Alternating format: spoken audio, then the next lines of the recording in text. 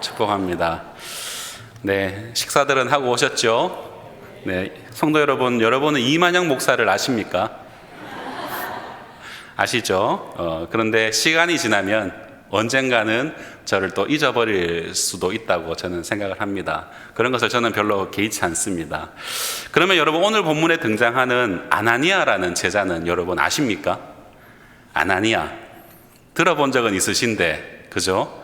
잘 모르시겠죠? 자주 듣는 이름이 아니기 때문에. 우리 기독교의 방대한 역사 속에는 종종 눈에 띄지 않는 그런 헌신과 순종을 한 사람들이 더럿 있습니다. 아나니아도 그런 잊혀진 신앙의 모범적인 신앙생활을 한 그런 인물 중에 한 사람이죠. 교회 역사 속에서 이 바울의 공로를 빼놓고는 그 어떤 이야기도 할 수 없는 것을 우리는 너무나도 잘 알고 있습니다.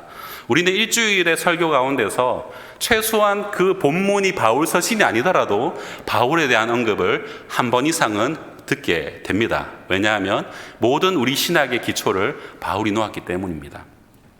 심지어는 바울의 신학만을 집중적으로 연구하는 이 바울신학이라는 학문이 있을 정도로 그가 집대성한 이 초기 교회의 신학체계는 이 초창기 교회로부터 오늘날까지, 그리고 주님 다시 오실 그때까지 변하지 않을 이 우리 신앙의 기준과 뼈대가 되어집니다. 이처럼 우리는 바울의 이 중추적인 역할을 인정하고 그의 어떤 모습을 우리는 따르면서 바울이 바울 될 수 있도록 쓰임받았던, 신약에서는 잠깐 등장했던 여러 인물들에 대해서는 우리가 잘 논하지 않습니다. 왜냐하면 그들에 대한 성경 안에서의 정보가 너무나도 사실 빈약하기 때문이죠. 하지만 그들을 우리가 잊어서는 안 될 것입니다. 그러한 인물들의 신실함과 그들의 수고와 그들의 순종을 통해서 이 위대한 바울이 바울 될 수 있었기 때문입니다. 그 중에 한 명이 바로 오늘 본문의 사람인 바로 아나니아죠. 이 아나니아가 이 바울의 영적 성장에 이 중요한 역할을 했다는 이 본문에 기록된 사실은 이 초대교회의 역사에서 너무나도 중요한 부분입니다. 그래서 오늘 본문 사도행전 9장 10절부터 이 19절까지의 말씀에 등장하는 이 아나니아를 통해서 우리는 그의 이야기를 조명해보고 이 짧은 본문 안에서 보여지는 이 아나니아의 신앙의 태도를 함께 엿보아서 교훈받는 그런 시간이 되기를 소망합니다. 아나니아를 통해서 우리 배울 수 있는 신앙의 태도, 첫 번째는 바로 부르심에 반응한다라는 것입니다. 오늘날 우리 성도가 신앙생활하면서 가장 못하는 것 중에 하나가 뭘까라는 질문을 여러분 우리 스스로 한번 던져봅시다. 그러고는 이제 우리가 넘치는 말씀과, 우리는 뭐 유튜브만 보더라도 매일마다 우리는 내가 좋아하는 말씀, 내가 좋아하는 목사님의 설교를 선별해서 들을 수 있는 그런 시대를 살고 있잖아요. 아마 이곳에 못돼도 하루에 5편 이상의 설교를 들으시는 우리 권사님, 장로님, 집사님들이 다 계실 거라 생각합니다. 일주일 동안 내가 좋아하는 목사님의 설교를 다 찾아서 그렇게 다 탐독하고 계실 거라고 생각을 합니다. 이처럼 넘치는 말씀과 숱한 우리의 삶에 찾아오는 그런 정황들, 그런 속에서 분명히 하나님께서는 이런 말씀과 정황을 통해서 우리에게 메시지를 주시고 있지만 그것에 대해서 우리는 잘 반응하지 않는다라고 우리를 정리를 해보게 됩니다. 성도 여러분 어떠십니까? 여러분 말씀이 교훈할 때에, 말씀이 여러분의 폐부를 찌를 때에, 여러분의 삶의 정황이 여러분을 사로잡을 때에, 하나님이 상황을 몰아가심을 느낄 때 여러분은 어떻게 반응하시면서 살고 계십니까? 이 반응이라는 것은 어떤 자극에 대응해서 일어나는 현상이라고 보통 국어사전에서는 정의를 하고 있습니다. 그렇게 할 수 있는데 우리의 삶에 넘치는 이 말씀의 자극과 이 상황의 자극, 그것이 있음에도 불구하고 그 자극에 대해서 대응하지 않는 나 자신을 볼 때가 너무나도 많이 있다라는 것이죠. 하나님의 특별한 부르심, 우리가 흔히 말하는 환상 중의 음성을 듣는다거나 그런 어떤 특별한 영적 체험을 통한 부르심은 사실 우리 일반의 성도들이 살아가는 인생 가운데서 몇 번 만나지 못한다는 거예요. 어쩌면 한 번도 그것을 경험하지 못하고 그냥 무던하게 어쩌다 보니까 부모님 통해서 믿게 되었고 그냥 죽을 때까지 그냥 계속 교회를 발걸음하면서 그렇게 신앙생활 하시다가 하나님 품에 안기시는 분들이 대부분이라고 저는 생각을 하거든요. 그런 특별한 부르심이, 특별한 영적 경험이 없는 성도들은 도대체 나를 향한 부르심이 어떤 식으로 일어날까? 여러분 이런 질문 해보시지 않으셨습니까? 하나님 나를 어떻게 부르셨을까? 하나님 나를 어떤 식으로 나를 부르셨을까라는 질문을 하죠. 저만 이런 질문을 합니까? 그렇지 않잖아요. 저는 제 스스로에게 질문을 해본 것들을 여러분들에게 되묻기 때문에 아마 여러분들도 이 질문에 대해서 공감을 하실 겁니다. 과연 하나님은 나를 어떻게 부르셨을까? 제가 청년 사역을 오랫동안 해오면서 가장 많이 받았던 질문 중에 하나가, 목사님은 목사로 부르심을 받으실 때에 도대체 어떤 식으로 그 목사의 부르심을 받으셨습니까? 라는 질문을 굉장히 많이 들었습니다. 그때마다 저는 한결같이 순간순간 주어지는 나의 상황들, 그리고 하나님이 이끌어 가시는 정황들, 그때마다 주시는 하나님의 말씀들에 반응하려고 하다 보니, 그때마다 말씀대로 순종하려고 하다 보니 지금 목사가 되었다라고 저는 말들을 많이 합니다. 다른 목사님들처럼 부모님이 소원을 했다라든가, 혹은 자신이 직접 받은 말씀을 통해서 목사로 부르심을 받아서 이렇게 목회를 하게 되었다라든가, 그렇게 말씀들을 하시는데, 저도 하나님이 만약아 넌 목사가 되어야겠어 라고 그런 확실한 음성으로, 이렇게 울리는 음성으로 그렇게 들렸다면은 저 고민 없이 바로 목회자의 길로 들어섰겠지만, 하나님은 그렇게 하시지 않더라는 거예요. 최소한 저에게는. 그냥 하루하루 말씀 묵상하면서 살고 주일 빠지지 않고 성수하려고 발버둥 치다 보니까, 세상 속에 그리스도인으로서 성도답게 살려고 하다 보니까, 또한 하나님께서 붙여주시는 사람들이 한결같이 하는 말씀이, 만약아 니는 목회자 너무 잘 어울린다, 그 말을 하도 막 귀에 인이 박히도록 듣다 보니까, 또 목회를 감당할 수 있는 기본적인 소양을 하나님께서 훈련시키시니까 정말 내가 목사가 될 만한가? 라는 질문과 함께 그렇게 계속해서 목회를 하다 보니 지금까지 오게 되더라는 것이죠.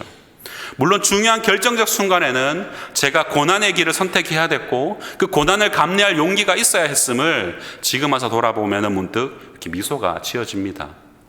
사랑하는 성도 여러분, 우리 모두 그렇게 반응하면서 살다 보니 오늘 이 자리에 다들 앉아 있는 것 아닙니까? 비록 우리의 직분들은 다 다르지만 모두가 예수 안에 살고 그의 말씀에 우리가 반응하며 살다 보니 우리가 이 자리에 있는 줄 저는 믿습니다. 반대로 하나님의 말씀과 상황이 이끄심 가운데서도 또박또박 무반응으로 일관했던 지난날의 나의 모습들도 여러분, 우리는 상고해 보게 됩니다. 부디 지금 이 순간만은 우리가 말씀 앞에서 반응하는 그런 저와 여러분이 되시기를 주님의 이름으로 축복합니다. 오늘 본문의 아나니아, 그는 예수님께서 환상 가운데서 찾아오시죠. 그리고는 예수님이 이렇게 말씀하십니다. 우리 10절 말씀을 같이 읽어보겠습니다. 10절입니다. 시작. 그때에 다메섹에 아나니아라 하는 제자가 있더니 주께서 환상 중에 불러 이르시되 아나니아야 하시거늘 대답하되 주여 내가 여기 있나이다 하니. 아멘. 예수님의 부르심에 그의 첫 번째 태도는 반응함이었습니다. 우리말로는 주님 내가 여기 있나이다 라고 우리말로는 그렇게 번역이 잘 의역이 되어져 있죠. 헬라어로는 itbo ego 키리에라는 단어로 적혀 있습니다. 영어로는 behold me Lord라는 단어로 적혀 있어요. 이 말이 무슨 말이냐면, 우리말로 직역하면 보십시오, 나를 보십시오 주님이란 뜻이에요. 아나니아야 부르실 때에 아나니아가 나를 보십시오 주님, 이렇게 바로 반응했다라는 거예요. 그거를 우리는 의역에서 주님 내가 여기 있습니다 라고 이렇게 의역을 해놓았죠. 우리말 의역이 때로는 원문의 의미를 곡해하게 만들 때도 있지만, 지금 이 부분에서 나를 보소서라는 단어를, 이 문장을 내가 여기 있나이다 라고 의역한 것은, 우리가 앞선 우리 성경 속에 많은 선지자들이 하나님의 부르심에 반응하는 것을 다시 한번 이 상기시켜 주면서 가슴을 굉장히 뜨겁게 해주는 그런 멋진 해석이 아닐 수가 없습니다. 이러한 반응은 마치 창세기 22장에 아브라함이 반응했던 것, 창세기 31장에서 야곱이 반응했던 것, 출애굽기 3장에서 모세가 반응했던 것, 이사야 6장에서 이사야가 반응했던 것을 상기시켜 주죠. 그렇게 예수님의 부르심에 이처럼 반응하는 아나니아는 모든 믿음의 선대들의 반응을 떠올리게 하며 앞으로 그의 인생을 이끌어 가실 이 하나님의 신실하심과 그 하나님 앞에 반응하는 아나니아의 신실함을 우리 엿볼 수 있는 그런 멋진 반응이다라고 할 수가 있습니다. 이렇게 신실하게 반응하는 아나니아에게 예수님은 바로 본론으로 들어가 그에게 해야 할 일을 알려주십니다. 뭘 아십니까? 바로 직가라고 불리는 거리에 가면은 유다 사람의 집에 눈이 멀어서 기도하고 있는 사울이라는 청년이 있어. 그에게 가서 그의 시력을 되찾도록 돕고 그에게 특별한 소명을 네가 알려줘야 돼 라고 예수님은 환상 중에 말씀하시죠. 오늘 본문에 등장하는 아나니아는 우리가 흔히 생각하는 우리가 아나니아와 삽비라, 여러분 아시죠? 사도행전 5장에 등장하는 아나니아와 삽비라 부부의 이 아나니아를 생각하시면 안 됩니다. 흔히 말하는 동명이인이죠. 당시 유대 사회에서는 아주 흔한 이름이 바로 아나니아였습니다. 이 아나니아와 삽비라 부부는 헌물을 거짓되이 속여서 드린 죄로 베드로에게 저주를 받아서 그 자리에서 죽게 되는 그런 죽임을 당했던 사람이죠. 같은 이름인데 참 다른 느낌으로 우리에게 다가옵니다. 여러분, 아나니아 삽비라 부부는 하나님의 교회를 위하여 나름 헌신한다라고 했지만 그 행함에 성령을 속이려는 거짓과 사리사욕이 들어있어서 결국 죽임을 당하게 된 것이었습니다. 반면 오늘 본문의 다메섹의 이 아나니아라는 제자는 이 이름의 이름값을 하는 제자였습니다. 이 아나니아의 이름의 뜻이 여호와는 은혜로우시다라는 뜻이거든요. 이 아나니아가 어떤 사람인지를 우리는 오늘 본문을 통해서 잘 알 수가 있어요. 또한 후에 바울이 사도행전 22장에서 그가 스스로 자신을 변론하면서 자신의 삶을 간증하는 장면이 나옵니다. 굉장히 유명한 장면이죠. 그때 잠시 등장하는 정도입니다. 사도행전 22장 12절에 이렇게 말씀합니다. 율법에 따라 경건한 사람으로 거기 사는 모든 유대인들에게 칭찬을 듣는 아나니아라 하는 이가 라고 사도 바울이 그가 간증할 때에 이렇게 말을 하죠. 그가 이 아나니아를 통해서 자신이 눈 멀었던 것을 뜨게 하고 예수님이 보내셔서 이가 나를 도와주었다는 것을 간증하는 장면이 등장할 때에 이렇게 그를 소개합니다. 율법에 따라 경건한 사람, 거기 사는 모든 유대인들의 칭찬을 듣는 사람, 이것으로 우리는 아나니아를 어느 정도 가늠해 볼 수가 있죠. 이러한 하나님의 사람을 세우기 위한 하나님의 뜻은 여러분 그저 아무렇게나 아무에게나 나타나는 것은 아닐 것입니다. 오늘 본문에서는 또한 힌트를 얻을 수 있는 게 제자라고 불리는 자라고 말하고 있죠. 이 아나니아는 제자였다는 것입니다. 이것은 그가 성경에서 거의 드러나지 않는 인물이지만 분명 예수님의 말씀을 배우고 예수님의 말씀에 순종하던 이다라는 것을 알 수가 있습니다. 그렇지 않다면 그에게 성경에서는 제자라는 호칭을 붙이지 않았을 것입니다. 또 10절을 보게 되면은 환상 중에라는 것을 본다면은 그가 아마 기도하던 중이었을 것이라는 것을 우리 추정할 수가 있습니다.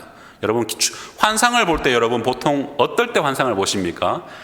환상을 본 적이 없습니다. 이렇게 대부분들 얘기하시겠지만 환상을 본다라면은 길을 가다가 갑자기 환상을 보는 경우는 극히 없어요. 대부분 환상을 보는 분들의 이야기를 들어보면은 기도 중에 깊은 기도 중에 40일 금식 기도를 하다가 그렇게 환상을 보시는 분들이 굉장히 많습니다. 대부분 그래서 기도하는 가운데 환상을 보는 것으로 알 수 있죠. 그래서 이 환상 중이라는 단어는 이 아나니아는 기도하는 중이었다라는 것을 추정할 수가 있습니다. 그렇기 때문에 그는 주님의 음성에 민감한 자다라는 것을 알 수가 있죠.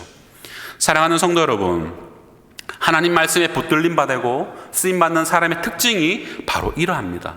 말씀을 배우고 순종하는 제자라는 것과 기도에 항상 힘쓰는 자라는 것, 주님의 음성에 민감한 자라는 것, 여러분 이와 같은 일상의 경건함이 갖추어진 자에게 주님은 찾아오셔서 말씀하시고 그 말씀을 들은 이들은 주님의 말씀 앞에 즉각적으로 반응을 하게 된다는 것이죠.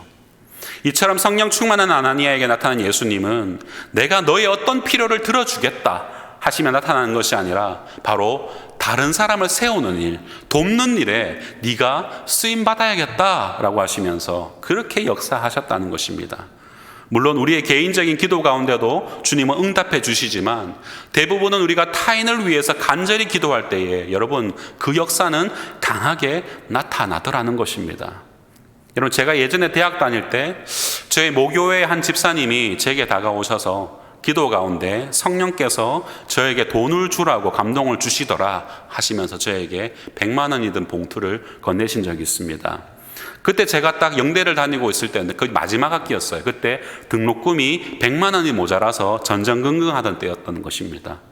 길지 않은 세월을 살아왔는데 저는 이 일뿐만이 아니라 기도하는 누군가를 통해서 놀랍도록 채우시는 은혜를 경험했고, 또한 저를 통해서도 누군가를 채우게 하시는 것을 저는 그런 경험들을 해왔습니다.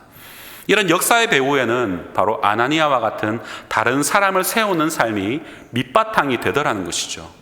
그렇게 자신만을 위한 삶이 아닌 타인을 위해 살아갈 때에 순간순간 우리 자신에게 이 일은 반드시 네가 해야 해, 다른 누군가가 아니라 너여야 해 하시면서 소명을 깨닫게 하실 때가 있더라는 것입니다.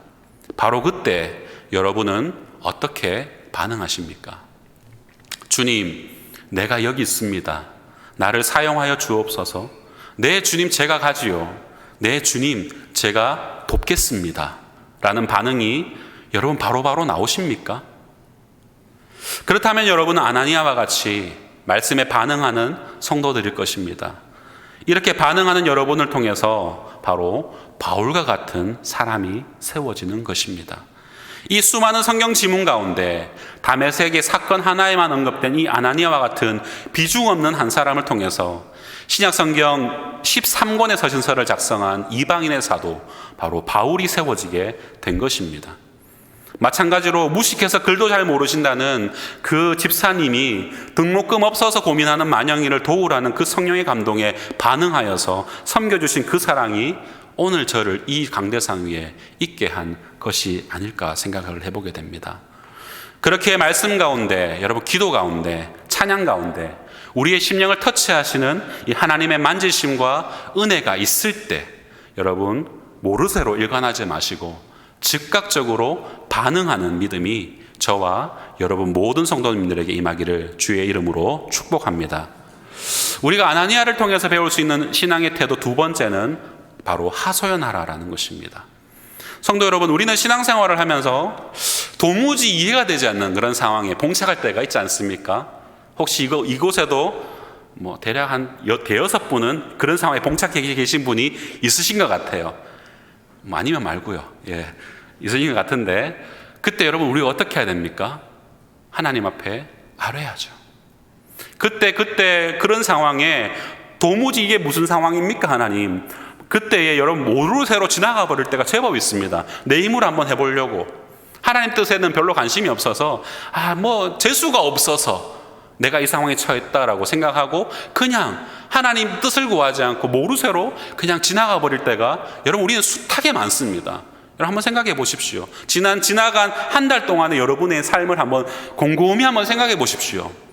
하나님께서 분명히 사인을 주시는데 그냥 재수가 없어서 그렇지, 그냥 저 사람이 나빠서 내가 운이 없었던 거야, 이렇게 생각하고 지나가 버렸던 때가 여러분 얼마나 많습니까? 그런데 하나님은 이와 같은 모르쇠 태도를 좋아하지 않는다라는 거예요. 차라리 하나님께 자초지정을 아뢰고 물어봐야 한다는 것입니다. 아나니아의 상황에서 이 교훈을 우리가 해석해 보면 좋겠습니다. 오늘 보면 13절과 14절 말씀을 같이 한번 읽어보겠습니다. 13, 14절입니다. 시작.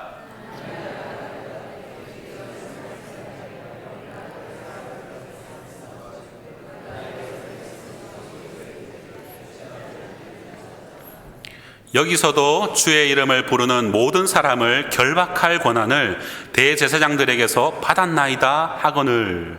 아멘. 본문에서 말하듯이 이 아나니아가 말씀이 떨어지자마자 예수님의 그 직가로 가서 사울의 눈을 뜨게 도와줘라고 말씀하자마자 그는 이렇게 말하죠. 네 주님, 제가 바로 주님 선택하신 바울에게 바로 달려가서 그 일을 해결하겠습니다 라고 했으면 너무 좋을 뻔한데 그렇게 하지 않잖아요. 오히려 그는 예수님이 사울에게 가라는 그 말씀에 대꾸하는 것을 볼 수 있습니다. 그는 환상 중에 말씀하시는 예수님의 음성을 듣고 아마도 자신의 어떤 귀를 의심할 정도로 충격을 받았을 것입니다. 13절에서 그의 말에서 드러나듯이 당시 사울에 대한 원성은 이미 유명했다는 것을 알 수 있어요. 예루살렘을 넘어서 이곳 땅 다메섹까지 100km가 넘게 떨어져 있는 이 다메섹까지도 그 소문이 퍼져 있습니다. 앞선 8장 초반에 기술되어 있지만 이 사울은 교회를 핍박하는 데 힘을 썼고 그 소문은 예루살렘뿐만 아니라 먼 이곳 다메섹에서도 소식을 들을 정도로 악평이 나 있는 사람이었다는 것이죠. 그런 자에게 가라는 것은 인간적인 생각으로는 도저히 이해할 수 없는 일 아니겠습니까? 성도 여러분, 여러분이 아나니아와 같은 상황이었다면 선뜻 가실 수 있었겠습니까? 신변의 두려움이 가장 먼저 엄습하지 않았겠습니까? 성도들에게 적지 않은 해를 끼친 그의 악명을 이미 알고 있었던 차였기 때문입니다. 그뿐이었겠습니까? 아나니아는 사울의 악명뿐 아니라 최소한 사울은 하나님이 쓰실 수 있는 그런 부류의 사람은 아닐 것이다 라는 자신의 편견에 사로잡혀 있었던 것을 알 수 있습니다. 하나님 어떻게 저렇게 성도들을 핍박하는 사울에게 가라 하십니까? 하나님 너무합니다. 그는 너무나 위험한 자입니다. 저보고 죽으라는 소리입니까? 라고 그렇게 생각이 들지 않았겠습니까? 어쩌면 이 13, 14절에 이 아나니아의 대꾸가 그의 하소연이 너무나도 당연하게 느껴집니다.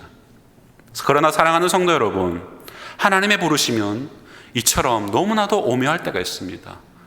이 사람은 성품도 좋고 관계도 원만하고 신앙생활을 하면 너무 잘하고 너무 쓰임받을 것 같은 그런 사람들 여러분 주변에 있지 않습니까? 그렇죠? 여러분 그런 분들에게 예수 교회 가자고 막 전도해 보셨잖아요. 쉽사리 그래 되던가요? 오히려 더 단단하고 오히려 더 자신의 의로 가득 차 있는 사람들을 여러분 만나보지 못하셨습니까? 그렇게 생각하던 이가 오히려 신앙을 받아들이기를 더 철저히 거부하는 경우도 있고 오히려 너무 강하게 거부하고 나는 예수교회는 진짜 다 싫다. 예수교회는 전부 다 지옥 가야 된다. 이렇게 얘기하던 사람이 갑자기 어느 날 한 성도의 손에 끌려갖고 뻘쭘하게 이렇게 자기가 예전에 교회를 욕했던 기억이 있다 보니까 당당하게 교회는 못 오고 조금 이렇게 멋쩍은 듯이 교회에 탁 오시는 그런 모습을 여러분 목도한 적 없으십니까? 저만 있습니까? 다 있잖아요. 그러므로 우리는 하나님의 부르심을 여러분 제한하지 말아야 됩니다. 바로 바울의 소명받음이 그것의 대표적인 예라고 할 수 있습니다. 여러분 우리의 선입관, 편견을 버려야 됩니다. 하나님께서 여러분 선입관이나 편견이 있었다면 아마 저는 아직도 하나님을 알지 못하는 그런 사람이었을 것입니다. 그 인류의 그 누구도 하나님께서 선입관을 갖고 편견을 갖고 있었다면 그 누구도 예수를 믿을 수는 없었을 것입니다. 누가 자격이 있습니까? 성경 그 어디에도 하나님의 자녀가 되는 기준치라는 것은 존재하지 않습니다. 전적인 하나님의 주권 가운데 이루어지는 것이죠. 우리에게 이 사람은 구원받을 만한 사람이 아니다라고 그렇게 선을 그을 만한 그 어떤 자격도 그 어떤 기준도 우리에게는 없습니다.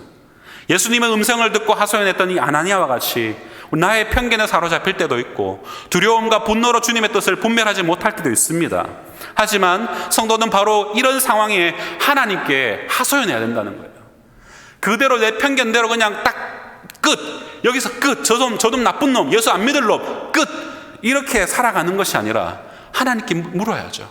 하나님, 이 사람이 저렇게 단단한데 언제까지 제가 복음 전해야 될까요? 저도 지칩니다. 하나님, 하소연해야죠. 언제까지입니까? 하소연하지 않으면, 하나님께 대꾸하지 않으면, 이해되지 않는다고 모르쇠로 일관하면 여러분 성도의 삶에는 불순종만이 남아있을 것입니다. 이해되지 않는 상황, 납득할 수 없는 정황 앞에서 여러분 성도는 무엇을 해야 됩니까? 하나님께 하소연하고 하나님께 되물어야 됩니다. 하나님께 엎드려 질문해야 됩니다. 하나님, 왜 저입니까? 하나님, 왜 지금 저를 이 상황으로 몰고 가십니까? 하나님, 지금 저의 주변에 일어나는 일들이 도무지 나에게 무슨 말을 하려고 하시는지를 모르겠습니다. 가르쳐 주십시오. 물어야 됩니다. 바로 이런 태도로 이어져야 하는 것이죠. 사랑하는 성도 여러분, 하나님은 인격적인 분이세요. 그의 뜻을 말씀으로 보이시고 상황으로 보이시고 정황으로 이끌어 가시고 환경으로 보이실 때 우리에게 선택을 요구하십니다. 분별을 요구하십니다. 거룩을 요구하십니다. 그때 우리에게 필요한 것이 하소연이에요. 하나님 앞에 하소연하다 보면 하나님의 음성이 들립니다. 말씀이 보여집니다. 이 말씀이 이때를 위해서 나에게 주신 말씀이구나. 상황이 해석되어지고요, 환경이 보여지기 시작합니다. 그렇게 내 생각과 내 판단에 맞춰졌던 주파수가 하나님의 관점과 하나님의 마음으로 옮겨지게 되는 것이죠. 사랑하는 성도 여러분, 하나님의 주권 앞에 여러분 그 누구도 핑계할 수 없고 원망과 불평을 할 수 없는 것입니다. 내가 저번에 철수와 영희를 통해서 너에게 기회를 주지 않았었니? 기억 안 나니? 저번에 그 상황을 통해서 너에게 돌아오라고 했던 그 뜻을 너는 발견하지 못했니? 너는 왜 들었으면서 반응하지 않니? 라고 하나님 되물으신다면 그때는 이미 늦은 버릴 때가 있다는 것이죠. 주님이 우리에게 이렇게 인내하시며 자비를 베푸실 때 우리의 자세는 어떠해야 할지 말할 필요조차 없지 않겠습니까? 두려움과 분노 가운데 하나님께 하소연했던 이 아나니아의 대답 이후에 하나님은 15, 16절에 왜 가라 하신지에 대한 이유를 친절하게 알려주십니다. 이 사람은 내 이름을 이방인과 임금들과 이스라엘 자손들에게 전하기 위하여 택한 나의 그릇이라. 내가 내 이름을 위하여 얼마나 고난을 받아야 할 것을 내가 그에게 보이리라. 하나님은 인간들의 눈에는 해가 될 것이라고 여기는 이가 오히려 주를 위해서 해를 입으며 주의 복음을 위한 그런 그릇이 될 것이라고 말씀하십니다. 이와 같이 하나님의 섭리는 우리의 지성을 뛰어넘는 놀랍고도 신비한 것이죠. 인간의 생각과 사고를 뛰어넘습니다. 이전에 핍박하던 자가 핍박을 받는 자로 바뀌고 복음을 증거하는 자를 핍박하던 이가 이제 복음을 증거하기 위해 바뀌어지더라는 것입니다. 사랑하는 성도 여러분, 하나님께 하소연하십시오. 하나님이 시의적절하게 여러분에게 알려주실 것입니다. 여러분 스스로 자신만의 답을 정해놓고 하소연하는 것이 아니라 말씀으로, 상황으로, 특별한 방법으로 찾아올 응답을 기대하며 하나님께 하소연하는 그런 저와 여러분이 되시기를 주님의 이름으로 축복합니다. 우리가 아나니아를 통해서 배울 수 있는 신앙의 태도 세 번째는 순종하라입니다. 너무나 당연하게 세 번째로 이대지가 나올 것이라고 여러분 다 예상들 하셨죠? 맞습니다. 순종입니다. 17절 말씀을 같이 읽어보겠습니다. 17절입니다. 시작. 아나니아가 떠나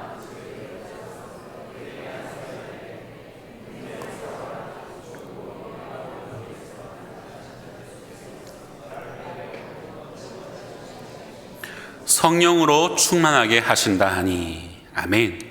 사울을 향한 하나님의 계획을 듣고는 그는 즉시로 사울에게 들어갑니다. 그리고 안수하며 사명을 완수합니다. 너무나 아름다운 장면입니다. 저는 이 장면을 상상하면서 몇 번이나 이 마음에 이게 울컥하는 것이 올라왔는지 몰라요. 제 인생이 그려져서 더욱 그랬던 것 같습니다. 제가 6학년 때 처음 친구의 전도로 구미에 사는 이제 우체국 공무원인 친구인데요. 그 친구의 전도로 신창교회라는 곳에 처음 발걸음을 했습니다. 그곳에서 6학년 담임 선생님이었던 이명록 집사님을 처음 만났습니다. 그분은 덩치 좋으신 노처녀 여자 집사님이었습니다. 가족도 아닌 타인인 나를 이토록 아껴주고 사랑해줄 수 있나? 라는 마음이 처음으로 들었던 아주 귀한 분이셨어요. 그분이 저에게 해주셨던 말씀이 기억납니다. 만양아,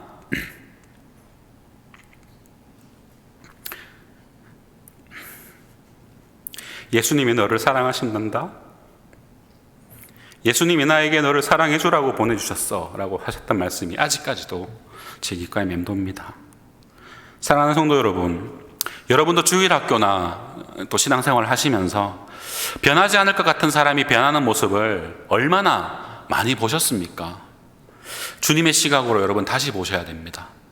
아니, 먼저 우리 자신도 그런 주님의 손길에 항상 맡겨드려야 됩니다. 그렇게 맡겨드리는 것이 주님의 부르심에 반응하는 것이에요. 그것을 우리는 순종이라고 하고요. 다른 말로 소명을 붙잡았다라고 합니다. 즉 소명을 받았다라는 것은 우리 자신을 주님께 드린 바 되었다라는 의미가 되는 것이죠. 여러분의 아나니아가 있으십니까? 여러분이 아나니아가 되어준 사울은 누구입니까? 혹 둘 다 없으십니까? 그렇다면 우리는 어쩌면 신앙생활을 잘못하고 있을지도 모릅니다. 사울 같았던 여러분에게 아나니아가 되어준 그분의 순종이 오늘의 여러분을 만들었고, 아나니아처럼 순종했던 여러분이 오늘날 어디선가 주를 위해 순종하는 사울 같은 성도들을 있게 한 것입니다. 오늘날 우리가 드린 작은 순종이 미래의 사울을 키워낸다는 것을 우리가 잊어버린다면 여러분, 우리의 순종은 의미가 사라집니다. 우리의 순종으로 그저 순종했더니 나 잘 됐어요. 여러분, 이건 너무 1차원적인 신앙이에요. 이것으로 계속 자랑하고 다니시는 분들이 있으시다면 여러분, 돌아보셔야 됩니다. 내가 순종했더니 누군가가 잘 되었더라. 이게 나와야 되는 거예요. 성숙한 성도는, 성숙한 신자는 나의 순종으로 다른 누군가가 더 잘 되었습니다. 나의 순종으로 교회가 잘 되었습니다. 나의 순종으로 선교지가 살았습니다. 이런 고백이 나와야 진정한 성도의 삶이 아닐까요? 내가 순종했더니 하나님 저에게 복 주셨어요. 너무 1차원적이지 않습니까? 여러분, 그것은 자랑할 필요가 없어요. 자랑하는 순간 그것은 다 자기가 영광 받아버리는 거거든요. 그냥 복 주시면 감사하고 그것을 하나님께 올려드리면 되는 거예요. 사랑하는 성도 여러분, 우리에게 가장 소중한 것은 부르신 이 앞에 소명대로 순종하는 것입니다. 내 판단을 떠나서 주의 말씀에 순종하는 것입니다. 아나니아는 지금까지 기피하던 인물에게 다가가 그에게 형제여 라고 부르고 그를 돕습니다.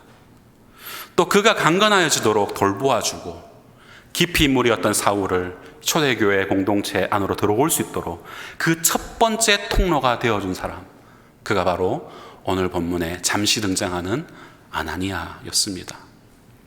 하나님이 허락하시고 이미 택하셨다면 여러분, 그 사람의 모습이 우리가 보기에 아무리 변변찮고 아닌 것 같아 보여도 우리는 그를 한 지체로 여기고 품어야 하는 것입니다. 말로는 순종한다면서 내 속에 갖고 있는 상대방에 대한 판단과 선입관으로 진정 그 사람을 품지 못하는 경우가 우리 자신에게 얼마나 많습니까? 내려놓으셔야 됩니다. 부디 하나님의 말씀으로 보여주실 때에 또 즉각적으로 순종할 수 있는 저와 여러분이 되시기를 주님의 이름으로 축복합니다. 말씀을 맺을까 합니다. 아나니아, 여호와는 은혜로우시다. 신약 성경에 아주 잠시 등장한 이 제자의 모습을 통해서 우리는 부르심에 반응함을 배우고 하나님께 하소연함을 배우고 순종을 배울 수 있기를 원합니다. 날마다 은혜로우신 하나님의 음성을 듣고 순종하는 저와 여러분 되시기를 주님의 이름으로 축원드립니다. 이 시간 함께 기도하며 나가길 원합니다. 오늘 주신 말씀을 기억하며 함께 기도합시다. 여호와는 은혜로우시다. 이 아나니아의 신앙의 태도를 우리 상고하며 기도하기 원합니다. 그는 예수님께서 말씀하실 때에 즉시로 반응하였습니다. 비록 이해하기 어려운 명령이었지만 그는 하소연하며 주님의 음성을 들으려고 애를 썼습니다. 그렇게 주님의 깊은 뜻을 알았을 때에 믿음으로 순종할 수 있었고 결국 하나님은 아나니아의 순종을 귀하게 사용하셨습니다. 오늘날 우리의 신앙의 태도를 여러분 위해서 기도합시다. 즉시로 반응하는 믿음을 주시옵소서. 이해하기 어려운 상황 앞에서는 주님 붙잡고 하소연할 수 있는 직면하는 믿음 주시고 주님의 뜻을 헤아려 알게 되었을 때 즉시로 순종할 수 있는 믿음의 태도를 우리에게 주시옵소서. 우리 주신 말씀 기억하며 주님 한번 찾고 기도하겠습니다. 주여, 하나님 아버지 감사합니다. 아버지 하나님, 아버지 오늘도 우리에게 이 예배의 자리를 허락하여 주시고 아버지 잠시 듣는 우리의 말씀이지만 이 말씀을 통해서 하나님 우리의 삶을 깨우치고 아버지 잠잠해져 있던 우리의 심령을 깨우치며 이렇게 세우시는 주님의 음성을 듣기 원합니다. 여호와는 은혜로우시고 아버지여 그 은혜로우신 하나님을 온전히 찬양했던 아나니아처럼 주님 아버지 우리가 나아가길 원합니다. 말씀 앞에 반응하기 원합니다. 아버지 말씀이 이해되지 않을 때 주님 앞에 엎드려 하소연할 수 있는 주님 앞에 나아가는 질문하는 우리들이 되어지기 원합니다. 기도하는 자 되어지기 원합니다. 아버지 해답을 얻었을 때는 주저하지 않고 반응할 수 있는 순종할 수 있는 순종의 믿음을 우리에게 허락하여 주시옵소서. 주님 그리할 때에 우리를 통해서 아버지 다른 누군가가 세워지고 나를 통해서 교회가 세워지고 나를 통해서 사울이 세워지는 놀라운 역사를 목도하게 되어지기 원합니다. 우리 한 사람 잘 먹고 잘 사는 것에 머무는 것이 아니라 하나님 아버지 나를 통해서 다른 누군가가 세워지는 역사를 아버지 볼 수 있는 참된 순종의 헌신들이 우리 안에 일어나게 하여 주시옵소서.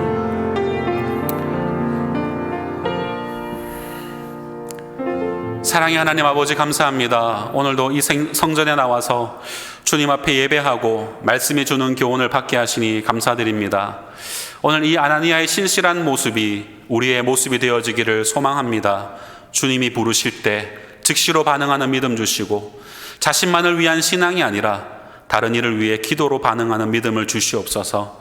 이해되지 않는 상황 앞에 놓일 때 내버려두고 방치하며 모른 채 하는 어리석음을 범치 않게 하시고 주님께 엎드려 하소연하며 답을 얻어가는 열심이 있게 하여 주시옵소서.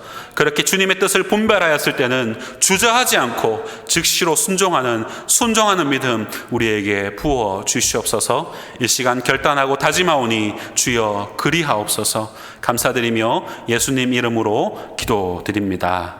아멘.